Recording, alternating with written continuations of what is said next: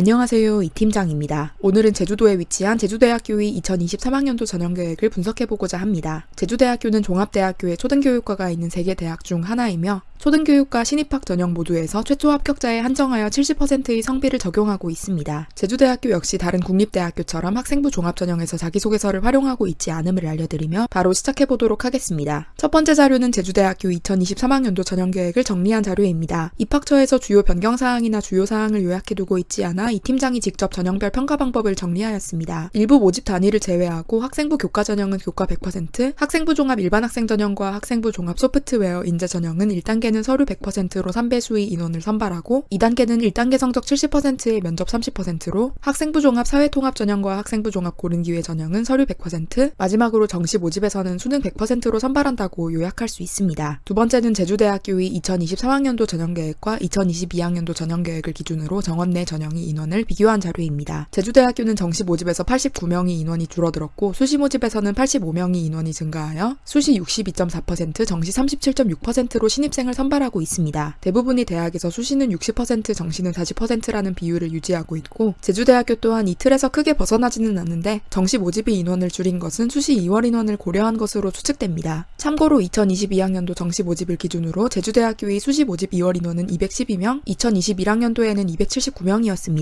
구체적으로는 정시 나군 일반학생 전형에서 33명, 정시 다군 일반학생 전형에서 55명이 감소하여 수시 모집이 여러 전형으로 인원이 분산되었는데 학생부 교과 지역인재 전형에서 44명이라는 가장 큰 폭의 증가 추세를 보이고 있습니다. 그리고 기존에는 정시 다군 지역인재 전형에서 의예과 신입생 7명을 모집하였는데 2023학년도부터는 정시 다군 지역인재 전형으로 6명이 인원을 모집하여 정시 모집군이 이동하였고 선발 인원도 1명 줄어든 것을 확인할 수 있습니다. 또 예체능 계열에서 정시 모집의 인원을 조금씩 줄이고 수시 실기실적 일반학생 전형의 인원을 확대하였고 이는 대부분의 대학에서 예체능 계열의 학생을 뽑을 때 실기실적 위주 전형을 확대하는 방향성과 같습니다. 세부적인 전형별 인원 변동 사항은 메이저 리서치 블로그에 첨부한 모집 단위 및 모집 인원표를 확인하시기 바랍니다. 그러면 본격적으로 제주대학교의 2023학년도 전형계획에서 주요 변화를 분석해보도록 하겠습니다. 제주대학교의 학생부 교과 전형에서는 교과 성적 반영 방법, 동점자 우선순위 결정 기준, 수능 최저학력 기준이 변경되었습니다. 제주대학교의 학생부 교과 전형은 교과 100%로 선발하며 세부적으로 학생부 교과 일반 학생 전형, 학생부 교과 지역인재 전형, 정원 외로 선발하는 학생부 교과 고른기회 전형이 있습니다. 진로 선택 과목을 활용하는 2022년 2월 이후 졸업자 및 2023년 2월 졸업 예정자, 그리고 2021년 2월 이전 졸업자의 교과 성적 반영 방법을 분리해 두었습니다. 2022년 2월 이후 졸업자 및 2023년 2월 졸업 예정자의 경우 공통 교과 과목과 일반 선택 과목에서 기초 탐구 교과 영역 전 과목이 석차 등급을 반영하는데 이는 이전에 공통 교과 과목에서는 국어, 수학, 영어, 통합사회, 통합과학이 석차 등급을, 일반 선택 과목에서는 기초 탐구 과목 중 상위 8과목이 석차 등급을 활용한 것에서 변경된 것입니다. 2021년 2월 이전 졸업자의 경우 학년과 계열별로 반영 교과가 다른데 반영 교과에서 이수한 모든 과목이 석차 등급을 활용해 교과 성적을 산출하며 작년과 동일한 방법이라고 할 수 있습니다. 다만 초등교육과의 경우에는 모든 교과의 모든 과목 성적을 반영합니다. 2015 개정 교육과정이 기초 탐구 과목에서 교과별 공통 과목, 일반 선택 과목, 진로 선택 과목을 정리한 표를 첨부하니 이를 확인하시기 바라며 공통 과목에서는 한국사 과목, 일반 선택 과목에서는 8과목 이상의 과목이 추가적으로 반영되므로 이전보다는 비교적 전반적으로 교과 성적 관리를 하셔야겠습니다. 그리고 학생부 교과 전형에서 합격자 선발 시 동점자 우선순위를 결정할 때 기존에는 마지막에 전 교과 성적까지 비교하여 우선순위를 결정했으나